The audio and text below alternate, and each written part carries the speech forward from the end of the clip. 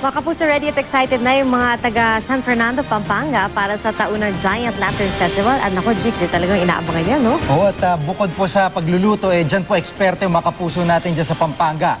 Pinaghandaan po talaga ng mga kalahok ang disenyo ng kani-kanilang mga parol. Nakatutok doon live si Trisha Zafra.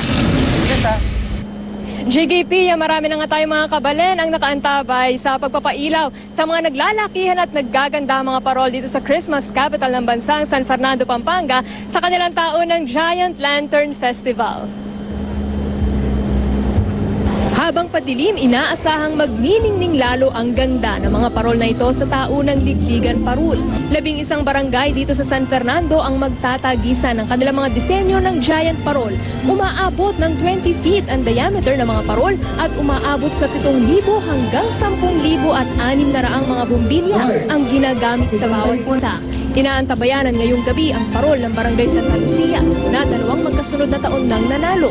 Ika-104 na taon ng tradisyon ito sa San Fernando. Mula ngayon hanggang Enero 25, iikot sa Pampanga at maging sa Metro Manila ang mga giant lantern.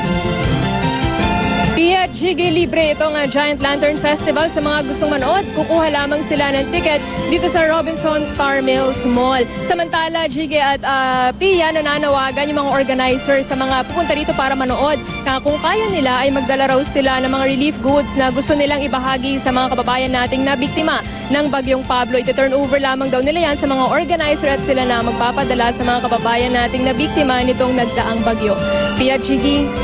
Maraming salamat, Trisha Zafra.